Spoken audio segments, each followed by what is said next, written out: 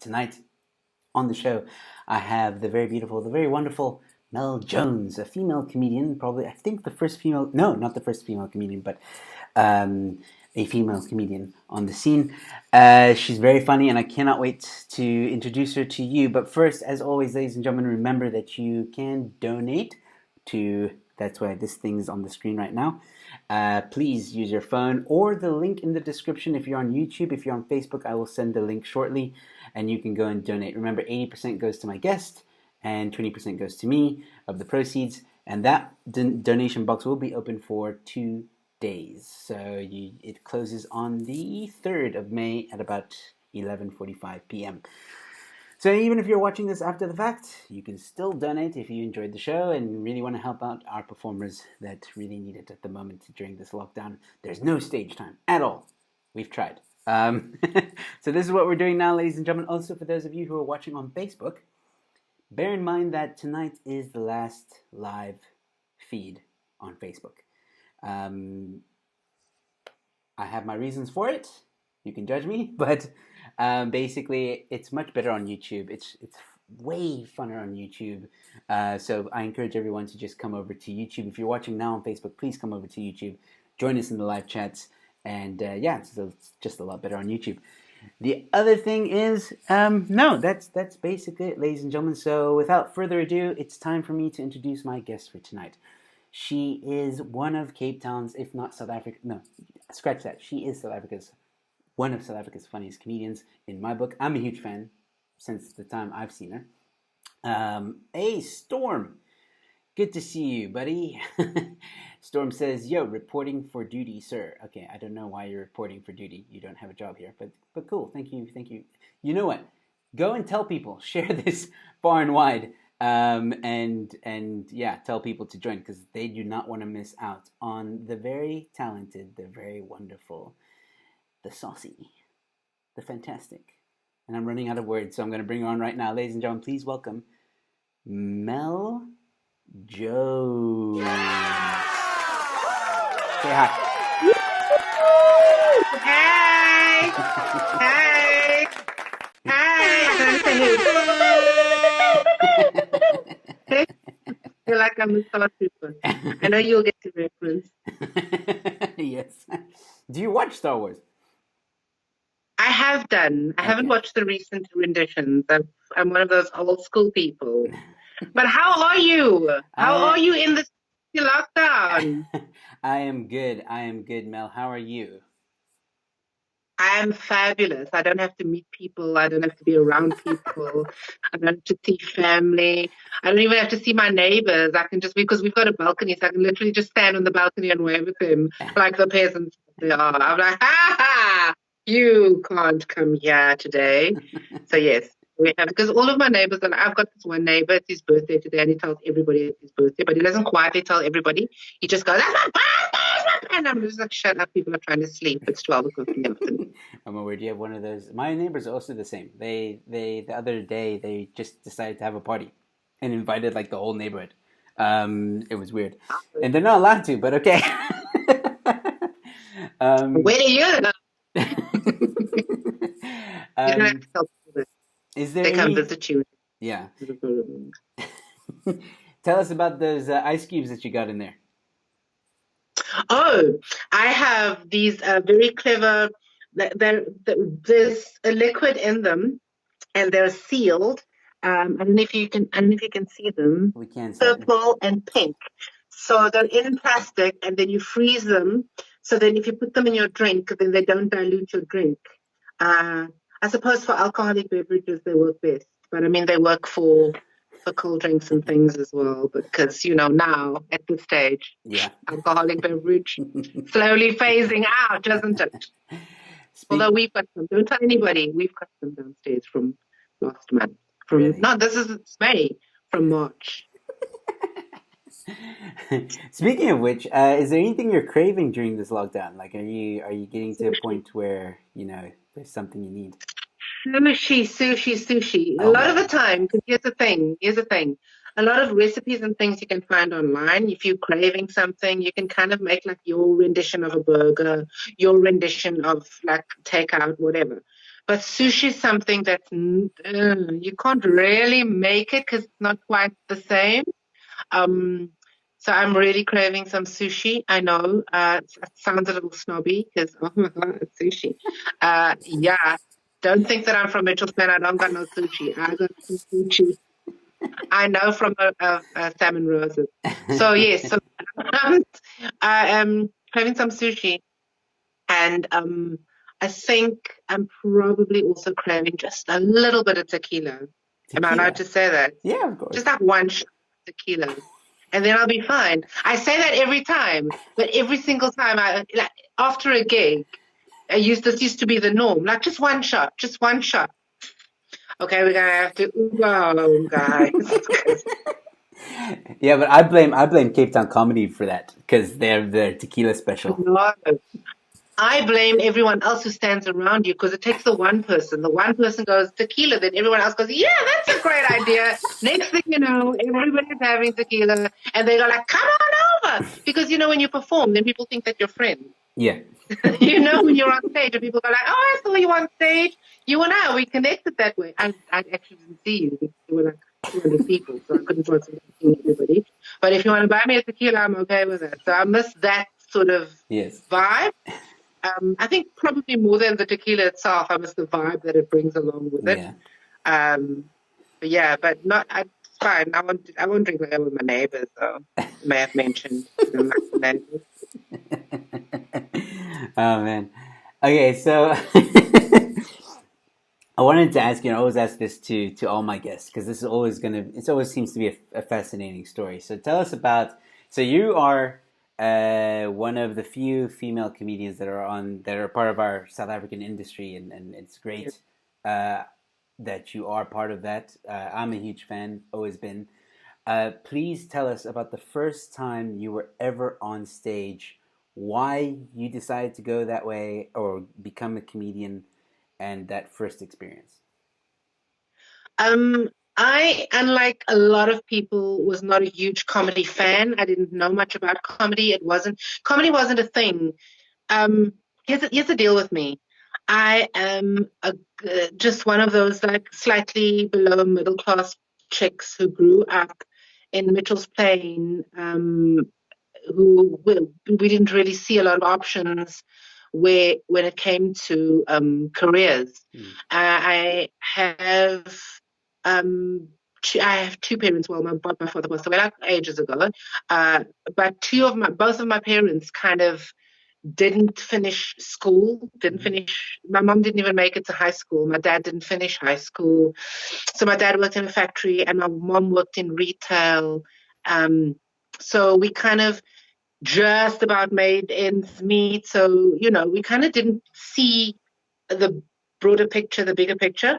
But my mom always, she was so giving and generous with with her allowing us to just be Mm. and to just experience with opportunities and things that we were thinking. Because I love dancing. I love all forms of entertainment. I used to Mm. love dancing when I was younger. I did ballet for like maybe 2 years. I won an award for that.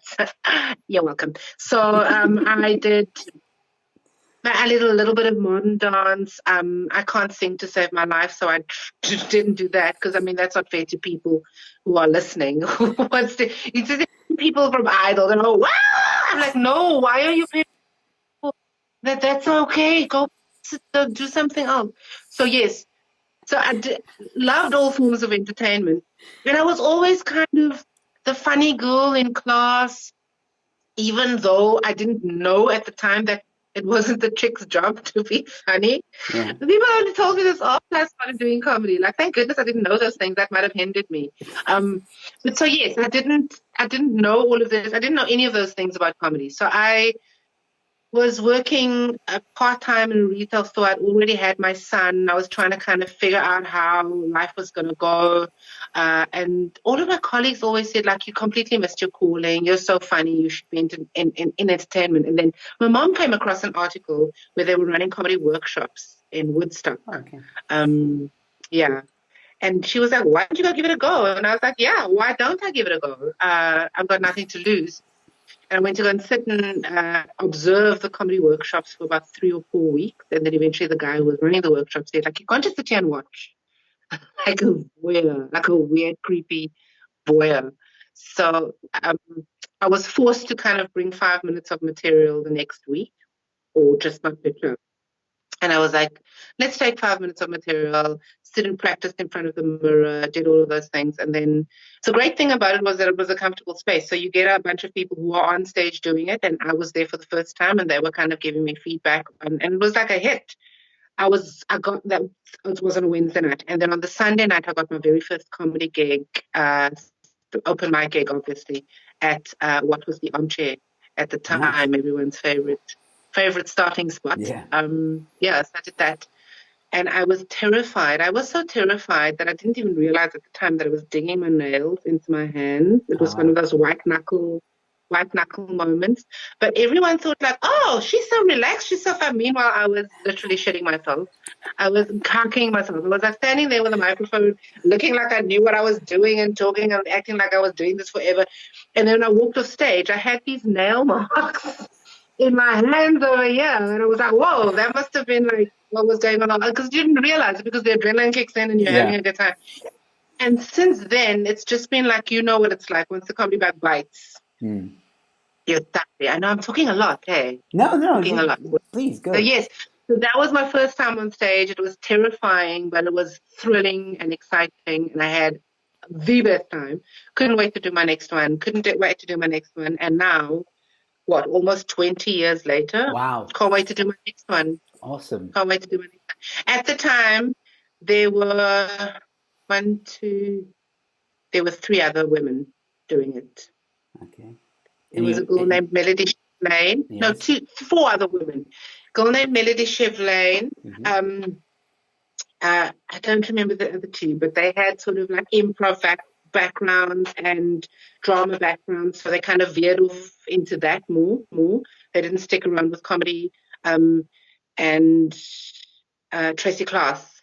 And then two other women were also doing it at the same time that I was doing it, Judith and Petra. Petra and I are still in touch. We still chat regularly. So we're still friends. So it's great that this comedy thing kind of opens doors for you, but it also allows for you to meet really cool people, Yeah. which you never know when you're going to meet the person you're going to be friends with for life. Yeah. Wow. Okay. So see, this is why it's so fascinating because a lot of the guys say like, oh, I started with so and so, or like I was interviewing Stuart. He started with the magic school. You started with a workshop. Um, was there anyone else during that time that you like when you started, when you were on stage? Was there anyone else that we know of today that was like starting with you? Yeah, Stuart. Well, they weren't starting with me. Stuart and Kurt were already doing comedy, so I got to see them for the first time while I was at these gigs. They were getting booked for a lot of the circuit gigs at the time. Nick Rabinowitz, he was doing comedy at the time. Riyad Musa, Mark Lottering, so all of the big names Hmm. that are still doing it today were doing it back then. And when I started doing comedy, I kind of watched them and went like, wow, this is fascinating. Because remember, I didn't like have any comedy background. Yeah. There was nothing in my mind where I was regularly watching comedy and I didn't have, people still ask me today, like, who's your biggest, like mentor? Who's the person you look up to? Who's the person that you associate with comedy? And there's no, um, big name that I ever really looked up to because it wasn't a thing that I even thought could be a career. Yeah. It wasn't even at the back of my mind. It wasn't even behind the fungus at the back of my mind that's hiding the brain that won't work. Like there was nothing Yeah. there. Wow. So I didn't have any huge inspirations in comedy at the time. When I was watching comedy for the first time, live stand-up comedy, it was a whole new world to me. It was crazy. I kind of lived the sheltered life in Mitchell's Plain, started doing comedy in an era where comedy just wasn't popular for women or for anyone even growing up in my area. It wasn't even like an option. So for me to have for me to be sitting here having interviews, doing online shows, doing emceeing events and headlining is just insane, like doing international comedy festivals, meeting people from other countries who are doing it's insane for me to Yes. be on the same stage with people with huge names when I'm just like this wasn't even something that I thought would be possible, and yet I'm so glad I found it because it's like my best friend. My Yes. best friend is comedy. Do you It's the thing feel that do you feel that everything. you are more yourself on stage, or are you the same in Oh yeah. person? I think that what you see is what you get, and I think that probably the people who are the funniest are kind of like just themselves on stage. There are a lot of people who have a persona on stage, and if that works for you, that works for you. That's great because what a lot of people don't know about comedians is that we're not this fucking hilarious. Like we sit backstage, and sometimes people like, you guys must be a laugh a minute. I'm like, well, a minute. Maybe we could go like 3 minutes without laughing and not have that pressure felt on us. It's not. We don't have to. Like, I don't. I had one. Listen, I have to tell you. It's got hair on my lip.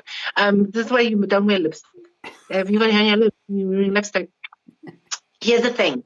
I have to tell you the story. Go ahead. There's this woman. I came out of a show one evening, and this woman was like, "Oh, I want to take a photo with you. You must be hilarious at home all the time, and all people must have your friends must love you." And I thought to myself, like, your friends love you regardless. Surely they don't have to love you if you're funny.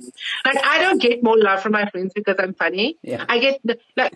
It doesn't make sense to me. Like, and I'm thinking to myself, like, shame, you sheltered woman. But that's not what I said because you have to be polite.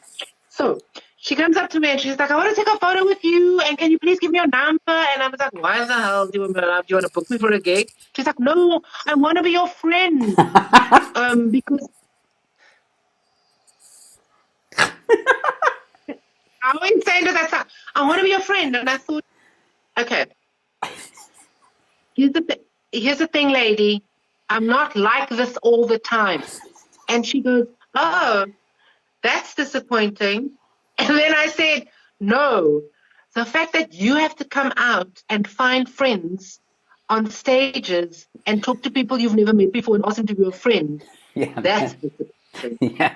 I'm not the disappointing one. You're the disappointing one. Like, I just, there's Wow. this myth that we are this insane people all the time and we're great at parties. And some people just stuck sit in the corner and have a drink and don't speak to anyone. And that's okay. Yeah. Like, why do you think that comedians are known as the most depressed people in the world? It's because we're generally not that social. People who are really social, but people who are not, like, you get all kinds. And a lot of us are just, we grew up misfits. So Mm. we're comfortable being by ourselves, but we're also comfortable being in a crowd. Like, we're adaptable that way. We're like chameleons. Yeah. That's why we're called comedians. I don't know why that was a dad joke. I'm so sorry. I'm never using that again.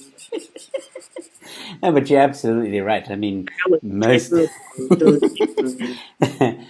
most comedians. I mean, when I mean, I grew up with Dave Chappelle and other Yeah. big names when I Well, started you didn't listening. grow up, Sorry? like, did you grow up with the neighborhood? No, no, no. I mean, like I would listen to them when I was like Now 13. I got the questions. I want to know. Like, wow, you grew up with Dave Chappelle and you moved out here? What a thing, Dave Chappelle was my friend. No, no, I mean, like that was the first. He was the first comedian I ever listened to before I even knew what comedy was. And throughout my teen years, I listened to a lot of stand-up comedy. Came to South Africa, started stand-up, and then I was also in that mindset of like, oh, these people must be so funny all the time. And now that I'm on the other side, I'm like, it's hard, guys. Like, and don't you love? You probably don't, but I mean, I say love sarcastically. Don't you love it when someone says, "Oh, you're a comedian? Tell me a joke."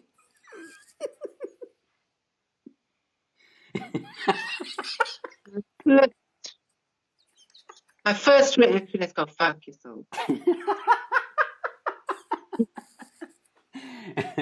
My second reaction is no, I'm off duty.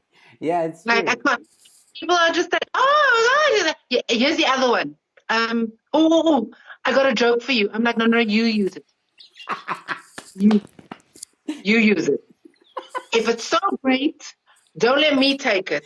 I don't want to be the one who steals the little bit of personality you have. You use the joke. You need it more than I do, honey.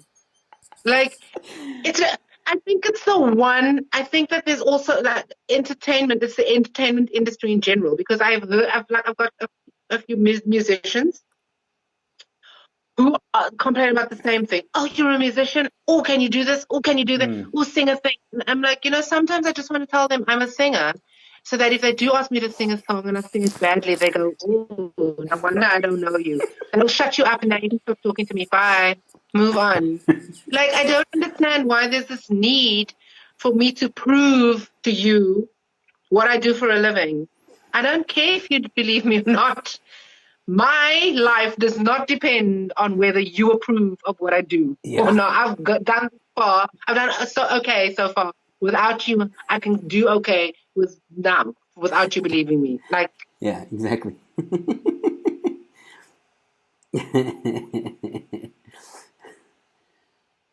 Uh-oh.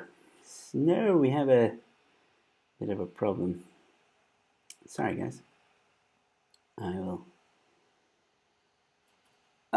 Internet during lockdown. Anybody else having problems with internet during lockdown? Let me know in the comments. Oh, there we go. She's back.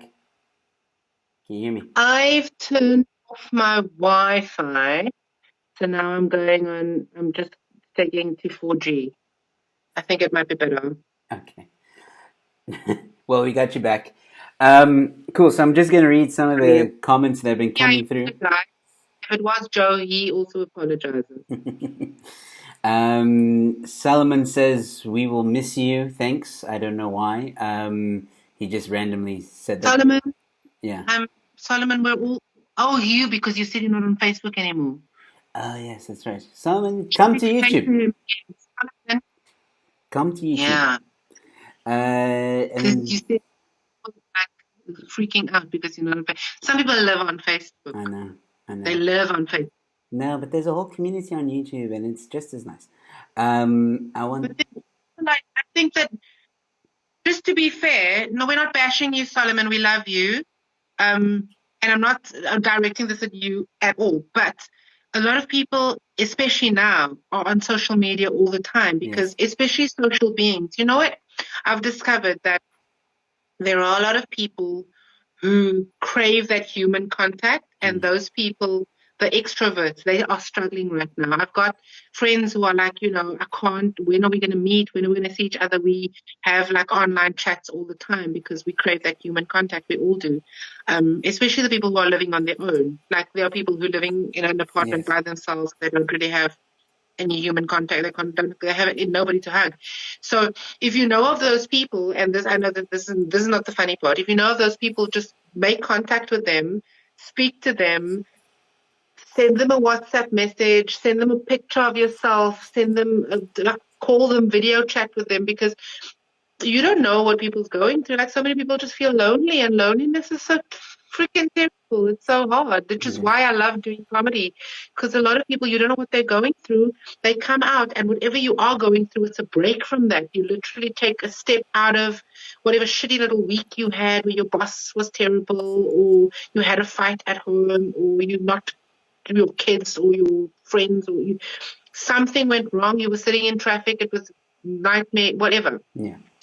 Comedy kind of takes you out of that, and that it's just like a little bit of a reprieve from that, and you get to have a laugh and mini vacation, which is why I love what I'm doing because Yeah. I think that comedy should not have been shut down. Comedy is an essential service. We should be getting certificates. Yeah, that's I'm actually a just good saying. point. That's a very good point. Comedy is the best medicine. Um, Hashtag shut down the running, open the comedy. nice. I like that. Did you run this morning? Did Uh, you run? does it look like I ran? No, I didn't. I didn't. The question. The question. Did you run? You go out with all those fucking No, people. no, I didn't. Of course not. No. Now, how do you go out and you see like 300 people and you go, yeah, this is a good idea while we have a deadly virus around. Let me join the 300 people and go run with them. Oh, I forgot my mask at home. Oops, let me go run anyway. I was saying the same thing, man. I was saying the exact same thing. I've seen the pictures of the sea points and all, or the promenade, and I'm like, yeah, this is a great idea. Thanks, thanks. This makes absolute sense. I don't know, but it's because of that People who curfew. know me, yeah, people who know me know that I wasn't a huge fan of running to begin with. Now I have reason, good reason, Yeah, and proof why running is a bad thing. it's a good point. I'm running. It's just now not only are you can you hurt your muscle, you can also hurt your respiratory system. Yeah. It's not healthy for you. Stop. Stay home. Do like the thing. Yeah, sit ups, push ups. Yeah. Run around the couch. I don't know. Yeah, do it. Sorry, I'm completely talking about something that you were saying. This is your interview. No, So, no, no. Go. It doesn't matter where this goes. It's all part of the fun. But I do want to talk about very quickly. I do want to ask you this because we spoke about it off the air. Um, you have a son who has yeah, followed in your footsteps. So I don't know where to start with that, but let's has he always had a fascination with stand up comedy? Was it something that you encouraged? Why did he get into it? I think with him, he was surrounded by it. He knows the ins and outs of it because I took him to gigs and I came home talking about gigs. So he knows what goes into it. He knows that it's not just arriving on stage and telling a few jokes and leaving. He knows there's a whole thought process behind it and the writing and the practicing and the delivery. And he knows also about what goes into gigs. Or events, or once you've made it as a comedian, how to treat it as a business. So he knows all of those things because I went through trial and error to get to some semblance of having a full time career in comedy. Um, and the great thing about that is that it was his decision.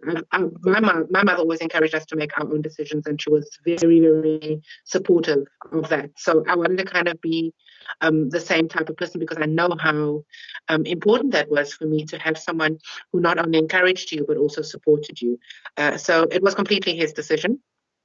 I was very surprised. I was also very flattered because, to have someone, because we have a very good relationship. Yeah. We talk all the time, like we hang out together. I know people think it's weird, but like we actually have like full on weird and strange conversations. Because we've always kind of been really good friends. Like he's terrified of me as a mother, but he's, but he's really like fun to hang around with as a friend. So yeah, that was completely and utterly his own decision, and I'm very happy that he did. Like I can remember he was in grade 11, Hmm. and he had to do some sort of report during the school holidays about how he sees himself, what career he wants to follow, blah, blah, blah, blah.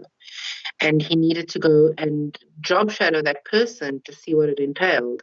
And it just happened to be during the June holidays, and I took him along with me to Grahamstown, to the Grahamstown Nice. Festival. Um, and so he kind of wrote like my mom is a comedian and I want to follow in her footsteps and blah, blah, blah. I was like so flattered That's by so it. sweet. And like, Yeah. yeah, it was very cool that because like kids just hate their parents. So I was like, oh, that's nice that you don't hate me. Like it was such a good feeling. You That's don't want to sweet. kill your mom. Please. You don't storm off to your I hate you. You actually come and have a conversation. So that was really cool. And I can remember his first time on stage. I think I was more terrified than he was because Really. I know what it feels like. So I know exactly what it feels like. Yeah. So when he went on stage for the first time, I almost couldn't watch because I really, really wanted him to succeed and I wanted it to be funny. And I know that he came and he practiced his jokes with me so that he kind of, and he said he was more terrified of performing in front of me than he was of performing in front of an audience. Yeah. Because I'm not the type of mom. I'm not the idol's mom who Mm. goes like, "Oh, that's amazing." I'm the type of mom who goes like, "Oh, Yeah. you're right. That's not a, you sure." So very honest. people who know me will know how brutally honest I can be. Yes. To a fault, sometimes people don't want to ask me things because they're nervous about my answer. So yes. So when we went on stage for the first time, and I was so happy that he got laughs. Like, because you know how hard it is to get laughs. You think Yeah. you're hilarious, you go on stage and people, you know how hard it is to get laughs, Joe. Yeah. It's so hard. People are horrible. So yes, so great, and I'm so happy. I mean, obviously he hasn't performed in a very long time like the rest of us, but yeah, great. I'm happy for him, and I hope whatever decision he makes from this may not last. He may change his mind a year or two from now, and he may love it and stay with it, or do it part time, or do I don't know. But whatever his decision is to make it, I think that it's important. To me as a parent, it's important for me to have a happy kid. Yes. And I think that if you're going to do something for the rest of your life, you have to like it. Yes. You don't have to love it hugely, Yeah. but you have to have an ounce of passion, Yes. so that you can actually enjoy what you're doing, so that it doesn't feel like hard work all the time, Yeah. every time. Because comedy, as much as I love it, sometimes feels like hard work. Yes. But because I love it, I don't mind doing the hard work. Yeah, exactly. So it's that kind of work. Like, find something that you love and stick with it. Who was it? Mark Twain? Mm. Someone famous who said, like, if you love what you do, you never work a day in your life. Yes. Um, That's exactly true. Yeah. I don't know. Alexander Graham Bell. Mm. I don't know who said. Do you guys write together? Sometimes we do. We have done in the past where we kind of bounce ideas off each other. I bring a concept here because we've got funny minds and we've got very different types of humor. We've got very different delivery styles, which is strange because like and I think that he kind of found his own way that Yeah. way. He discovered for himself what works for him, which is Yes. great. So we've got very different delivery styles. We've got very different senses of humor. He's a little more dry and a little more dark, and I'm a little more conversational. Yes. So we do sit and write. He brings concepts, and like we kind of bounce ideas of each other. I bring concepts, and a lot of the time he goes like, "You think that's funny?" And I'm like, "Shut up! I gave you your sense of humor." Like, you got that gene. Don't be an asshole about it. So yes. So yeah, we do write together sometimes. But sometimes, kind of write on our own. And a lot of the time the material writes itself. Yes. Because when I perform, I do a lot of emceeing and like things just literally develop on stage, Mm. and I'm like, oh, I'm keeping that, Yes. and then I work around it and it becomes like a whole set and a whole bit.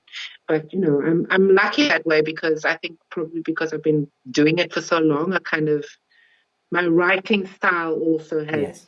changed Absolutely. over the years, where I Yeah. don't write things and perform them verbatim anymore. Yes. I kind of just have this idea and I sort of flesh it out on stage and see where it'll go. And I'm not too bogged down Yes. by getting it right all the time, because I think that sometimes the getting it right can be a little bit of a challenge. You put so much pressure on yourself Exactly. that you're actually not having a good time. And I think that when we're on stage, if we're having a good time, the audience has a good time. Yes. So I think No, absolutely. Yeah. we we do them a disservice if we don't try and enjoy ourselves as much as we possibly can. Yeah. No, that's very true. So what was Um, the question? all right. So we have a few viewers. So those of you that are watching, please, we're going to play a game now. You guys can also get involved, and I'm going to explain the game right now. I call it the interrogation game. Mel, can you move over, I think, to your left slightly? I could be wrong. Yes, perfect. Okay. Yeah. No, Is no, this where you want me? a bit more to the left. A bit more to yeah, there. This is my list. Yes, yes, yes. So you're Okay. Is where that what? you are now is perfect. Um, Yeah. okay, cool. So, okay, now Storm wants to ask a question. I will get to your question, Storm, after the game. But we're gonna play the game quickly. Like I said, those of you watching can get involved. So how the game works is, for those of you who may have not seen this or watched the show before, I call it the interrogation game. Oh, by the way, Mel, I forgot to mention, it's 2.5 minutes for the interrogation. Uh, So Ah, extra 30 seconds. So basically what's well, going to you keep time, so um, so basically what's going to happen all is your responsibilities. Don't make it my problem. okay. So basically what's going to happen is Mel and I have prepared three statements about ourselves. Now, one of those statements is a lie, and we have to interrogate each other to find out what the lie is. Obviously, my goal, if Mel is interrogating me, my goal is to make sure that she doesn't guess correctly what the lie is, and same vice versa. So we're going to play this one round each, one round where I'm interrogated, one round where she's interrogated. And you know what? I'll interrogate you first so that you can get a feel for how it goes down. I don't remember any of the questions. I didn't write them down.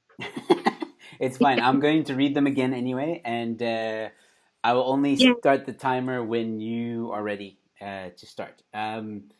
So I'm going to interrogate you. So I'm going to bring up your statements now. And remember, those of you that are watching, you guys can also try and guess which one is the lie. You can try and help me out. And when Mel is interrogating, you can also try and help her to figure out which one is the lie. All right.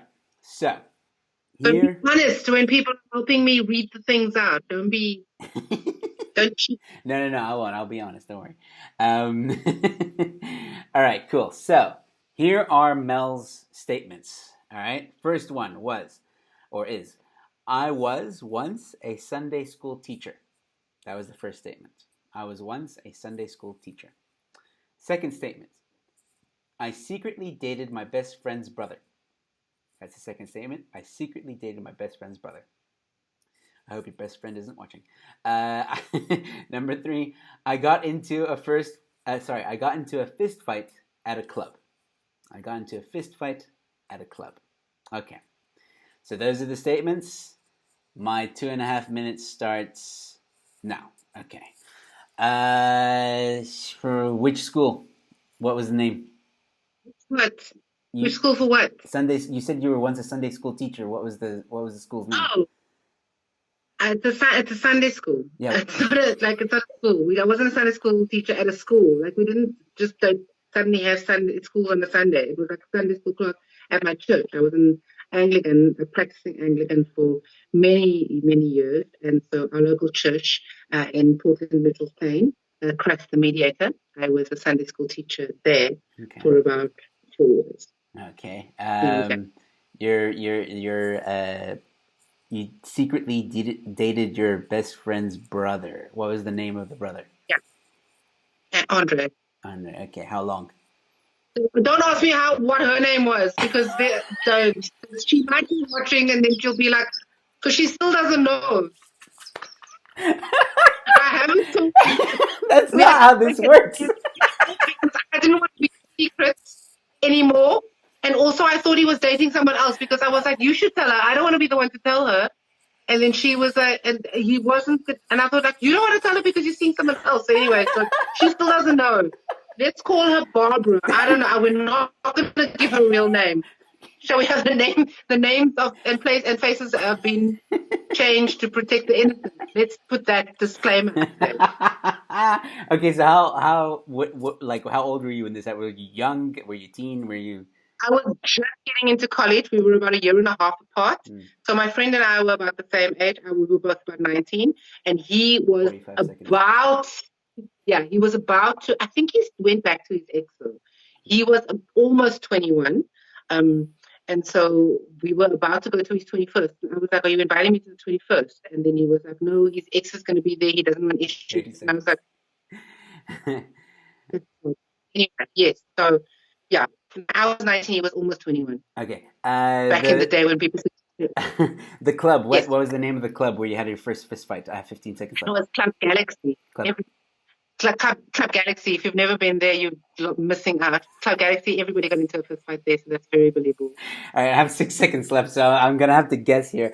Okay, the comments are saying that one is a lie. They think one is a lie.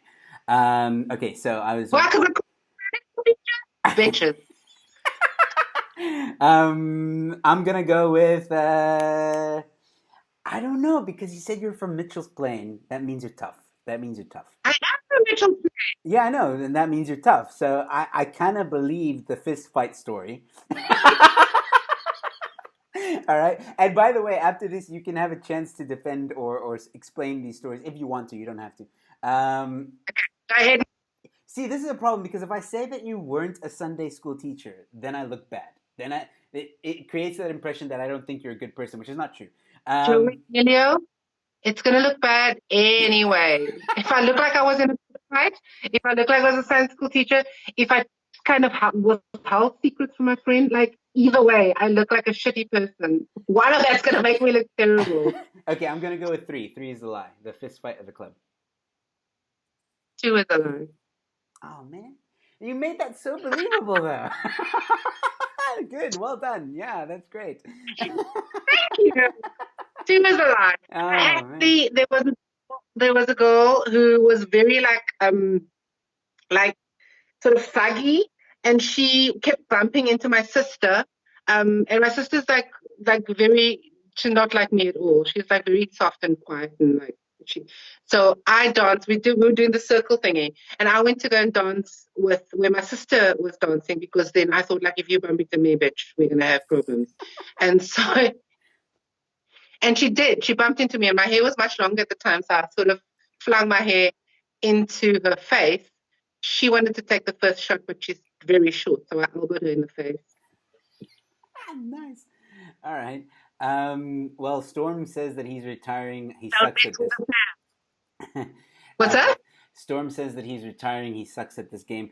Don't retire, buddy. You get another chance. You get another chance. You get to help Mel out now. What did you get? What did Som get? He guessed that number one was the lie, which is incorrect. Yeah, a lot of people do. A lot of people do. You'll be surprised. Like there was one time I was at a wedding, and the priest who officiated the wedding was the priest at the time that I was a Sunday school teacher. And then I said hi to him, and they were like, "How do you know the priest?" And I said I was a Sunday school teacher. And even then, people wouldn't believe me. And I was like, "Go ask the priest. He's standing right there." Shame. All right. People don't believe it. So, like, why would you want to entrust me with your kids? Like people are like, "Oh, I'm gonna take my kids away from this woman. She's Shame. not healthy to have." They're going to learn everything except the things that should be learning in Sunday school. So, yeah, All right. you're not alone. So here are my statements. Right. What happened there? Hold on, I need to fix something. Sorry, guys. I don't know what happened there. Are you going to, do you put them up on the screen so that Yes, people can see? I put them on the screen so that people can. And people need to help me. Everyone has Storm and Solomon and all of those people, please, if you're watching, Yes, please, need your guys. help. Just Help me. Just drop in the number you think it is. That's all you have to do in the comment section. We'll pick it up. All right. So here are my statements. My first statement. Don't worry, I'm not going to start the time until you have it all. Until yeah. Okay, cool. All right. So the first statement is, I was support at Cape Town Comedy Club. Okay, that's easy. I was support at Cape Town Comedy Club. I don't know why you're laughing at that. I know why you put that. I once ate a zebra. I once ate zebra. Okay, and Not a zebra. Zebra. No, once ate zebra. I didn't eat a zebra. I once ate zebra. The dish or whatever you want to call it. And then number 3 is, in Namibia, I was attacked by a Nazi enthusiast.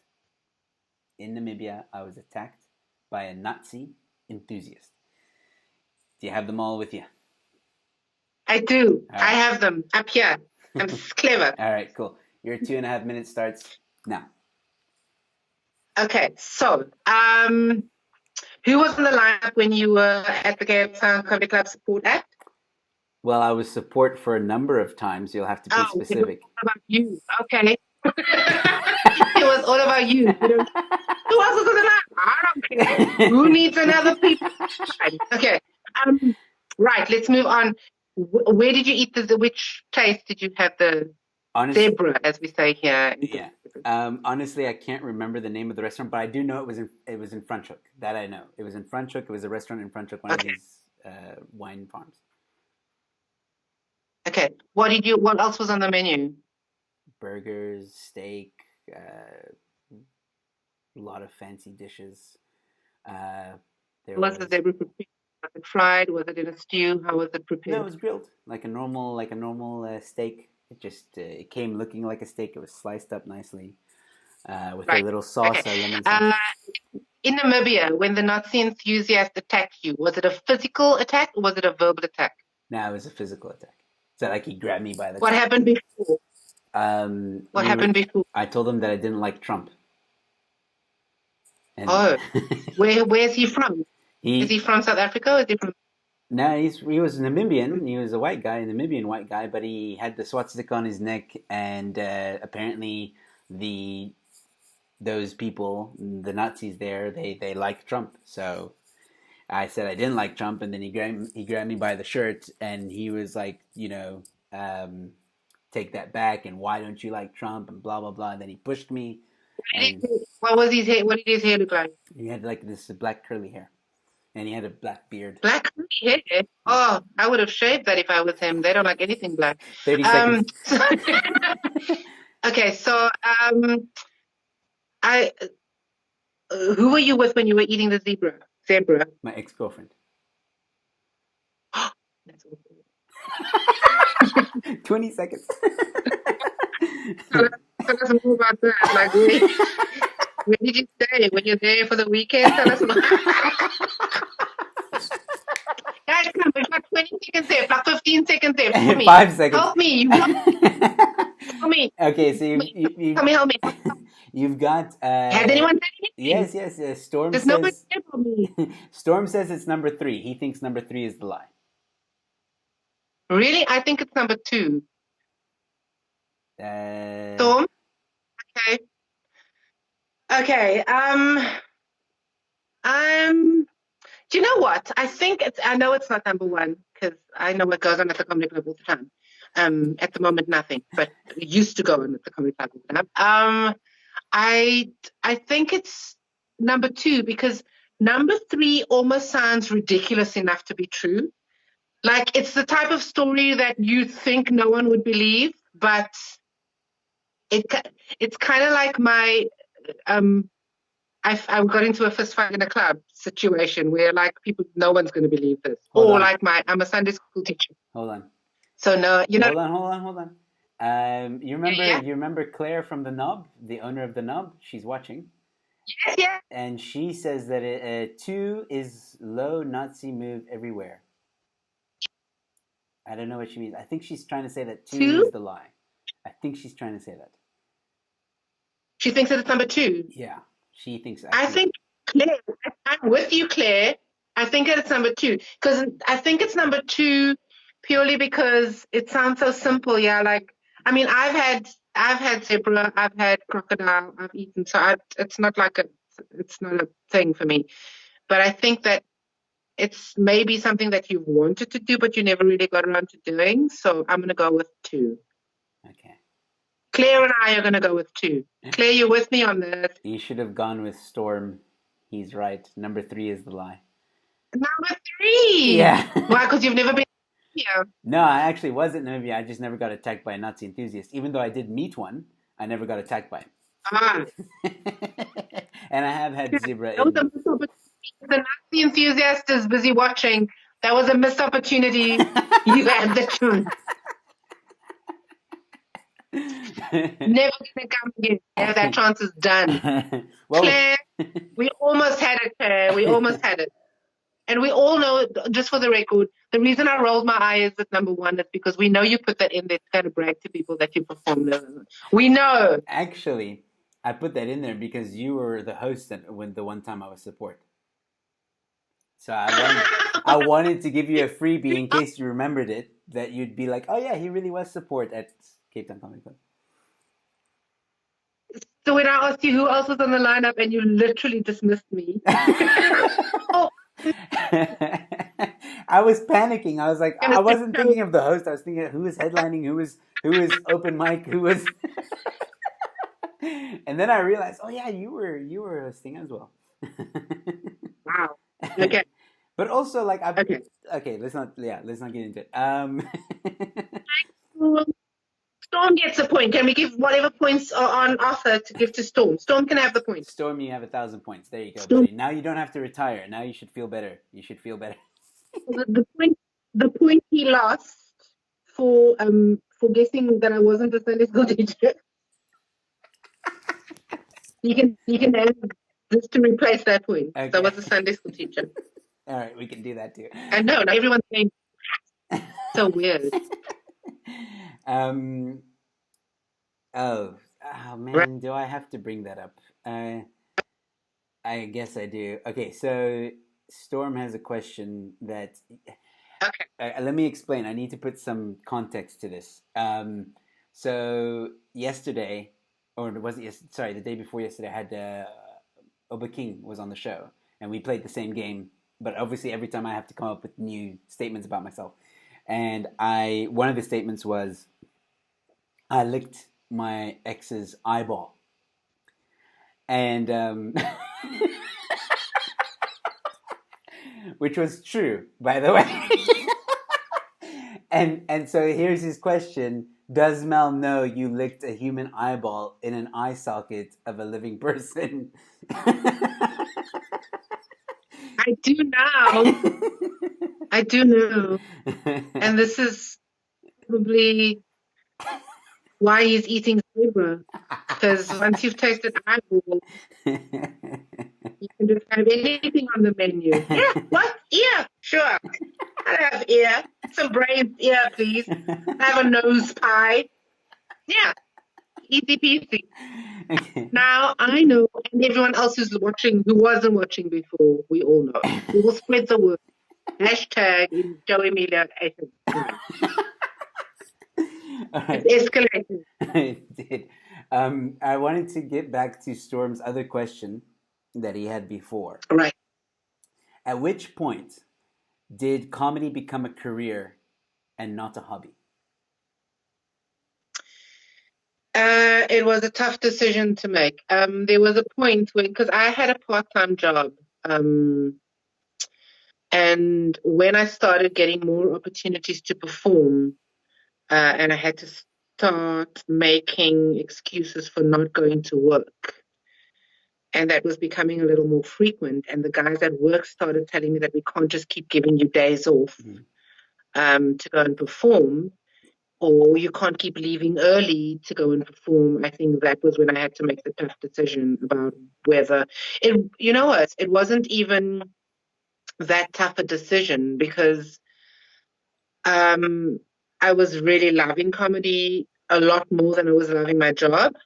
And also, I think the fact that they gave me an ultimatum, this is all in hindsight. Like when I was in it at the time, I felt like this is stable. It might not be a lot of money, but it's a stable income. It's coming in regularly. The gigs are not coming in regularly. But when they do come in, the opportunities are so much better. And I love what I do Mm. there. I love being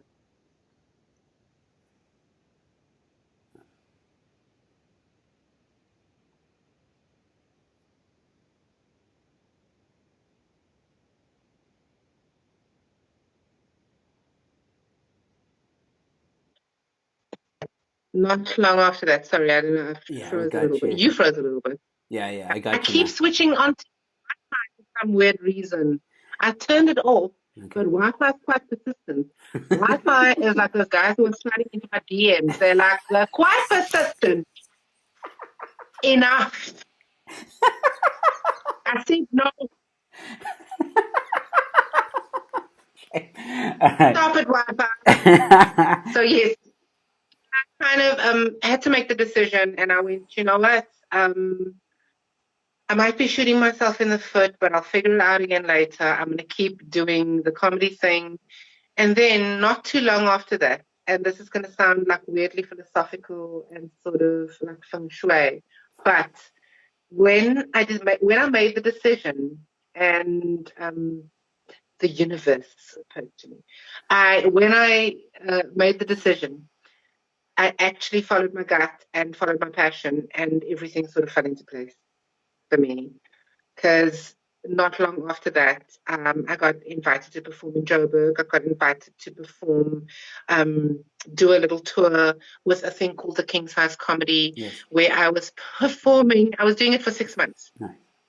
and I was performing on the same stage as Mark Banks and Riyad Musa and John Christmas and Chris Grunrad and big names, and a lot of comedians in Joburg. So Alex J, the DJ Alex J, he was the MC at the time, and we kind of went around from one province to another, taking this tour. And I barely traveled at all before, so this was like such a huge thing for me. So that happened, and then the next thing, while I was doing that, I was busy doing PR for it, and I was doing radio interviews, and everything just kind of went from this normal life over here, and I skyrocketed to so many. And I think it's probably, I know that I'm very lucky because I was one of the few females at the time doing it, so I was kind of invited everywhere, and I was really, really enjoying all of it.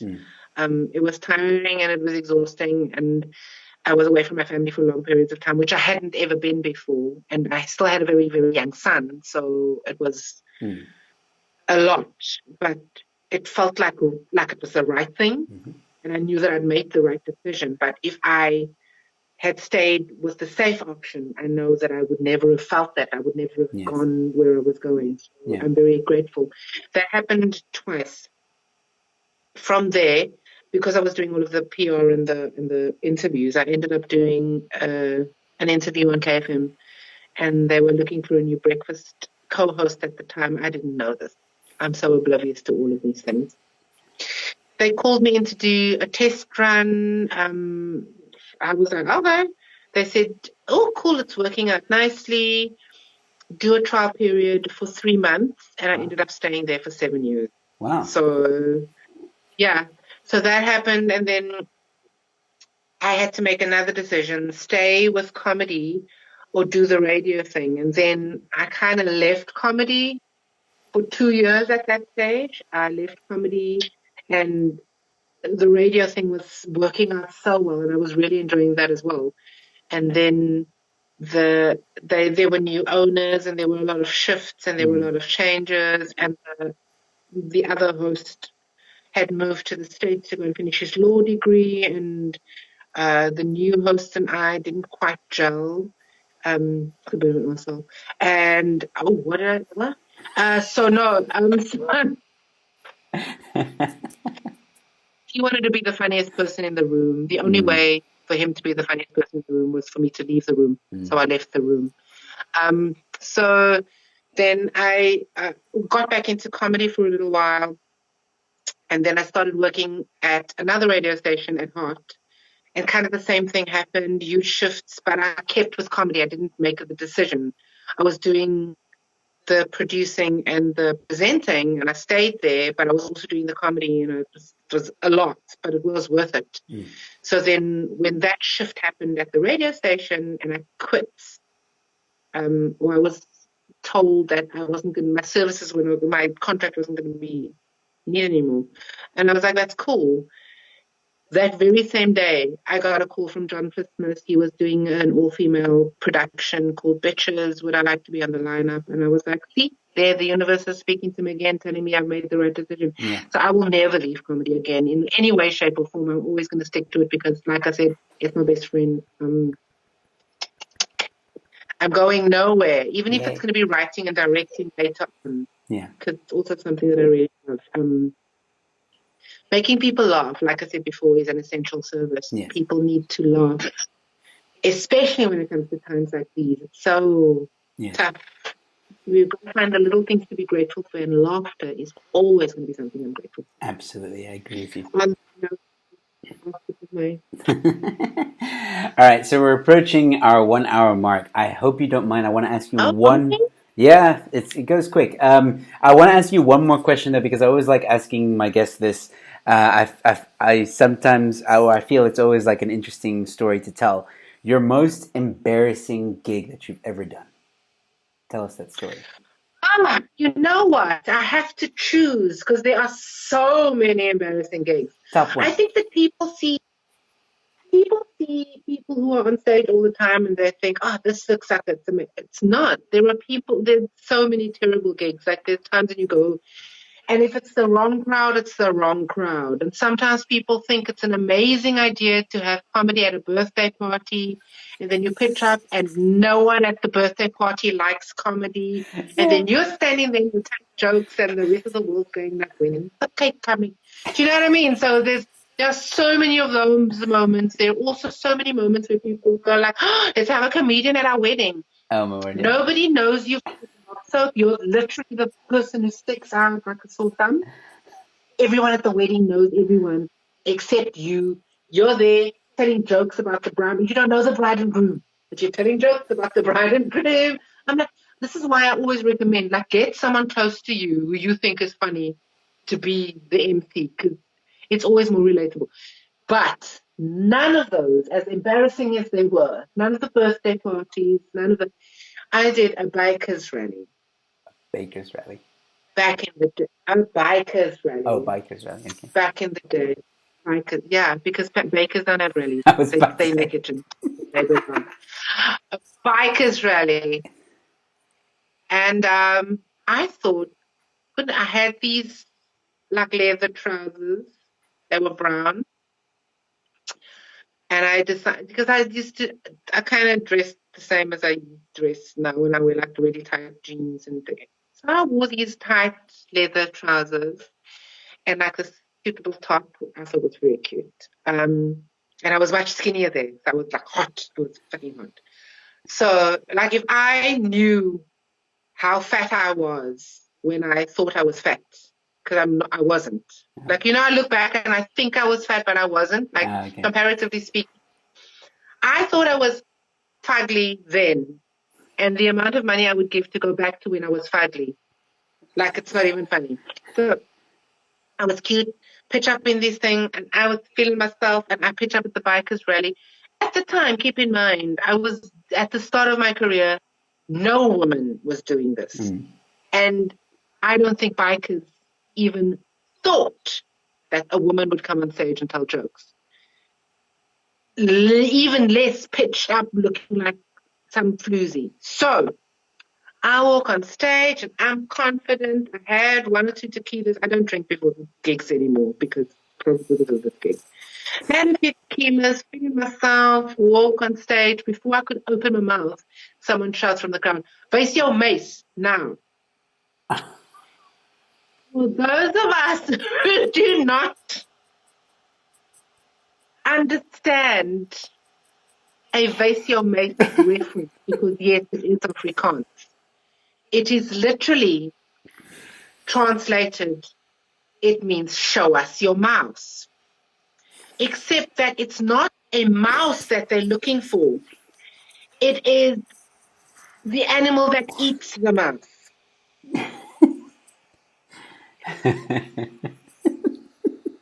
So Oh my word. what would have been more accurate would have been "Wys as jou kykie." That would have been a more appropriate translation. So basically, they want me to show them my guava. I wasn't going to. I tried to do a few minutes of comedy. None of it was working because they wanted tits and ass. I gave the microphone back to the host, and I was like, I don't think that it's working. So, and I left, had a few more tequilas, phoned my then boyfriend to come and pick me up, and I came home and I cried. I cried for a long time. I know, but that was because of the tequila. It wasn't because I felt bad. I was like, those fucking muscles. Wow. Can we go? Go look at your wife's guava if you want guava. So yeah, it was.